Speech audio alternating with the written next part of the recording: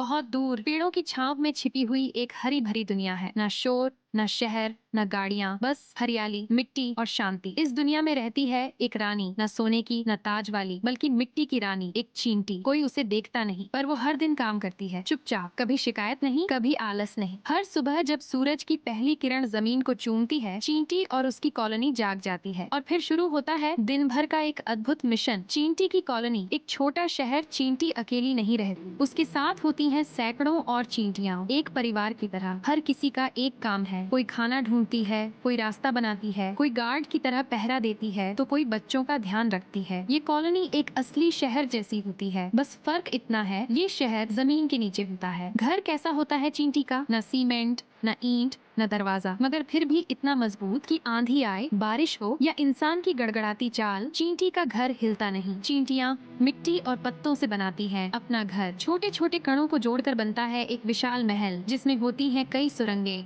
कमरे और रहस्य। सुरंगों का रहस्य चींटी के घर में होती है। गहराइयों में जाती सुरंगें, लंबी, घुमावदार और बिल्कुल योजना के हिसाब से। हर सुरंग का एक काम होता है। एक सुरंग सिर्फ खाने को स्टोर करने के लिए, एक और सुरंग जिसमें नन्ही चींटियों की देखभाल होती है। एक जगह रानी चींटी का कमरा होता है, सबसे अंदर, सबसे सुरक्षित। एक कोना होता है कचरे के लिए, ताकि घर साफ रहे, बिल्कुल इंसानों की तरह। हर चीज की जगह तय। जब आती है बारिश, अब सोचो, जब तेज बारिश होती है तो क्या होता होगा? पानी जो मिट्टी में आसानी से रिस सकता है, चींटियों के घर में घुस जाए तो सब कुछ डूब सकता है। लेकिन चींटियां होती हैं चालाक। जैसे ही बारिश की बूंदें गिरती हैं, वो मिलकर अपने दरवाजों को बंद कर देती हैं। पत्तों और मिट्टी से एयर टाइट सील्स बना देती हैं, ताकि एक बूंद भी अंदर ना आ सके। ये है असली प्लानिंग, टीम वर्क। बिना बोले समझना, कोई चींटी बॉस नहीं होती, फिर भी सबको पता होता है क्या करना है। कैसे? चींटियां खुशबू यानी फेरोमोन्स के जरिए बात करती हैं। एक चींटी रास्ते में गंध छोड़ती है, दूसरी उसी को फॉलो करती है। बिना बोले, बिना किसी शोर के सब कुछ चलता है एकदम परफेक्ट। घर के सबसे गहरे कोने में बैठती है रानी चींटी। वो बहुत बड़ी होती है बाकी चींटियों से। रानी का एक ही काम होता है, नए जीवन को जन्म देना। वो हर दिन सैकड़ों अंडे देती है, जिनसे निकलती हैं नन्ही चींटियां, जो एक दिन खुद भी घर बनाएंगी, जंगल का हिस्सा बनेगी। हमें क्या सिखाती है चींटी? चींटी दिखती है बहुत छोटी, हम अक्सर उस पर पैर रख देते हैं बिना सोचे, लेकिन उसका जीवन हमें बहुत कुछ सिखाता है। प्लानिंग कैसे की जाती है, टीम वर्क कैसे होता है बिना आलस के, हर दिन मेहनत करना, अपना घर, अपना परिवार और अपनी जिम्मेदारियां कैसे निभानी चाहिए। चींटी की कॉलोनी एक छोटा शहर नहीं, बल्कि एक जीवित, सांस लेता सिस्टम है, जहाँ हर कोई योगदान देता है बिना क्रेडिट मांगे। अब जरा सोचिए, हम इंसान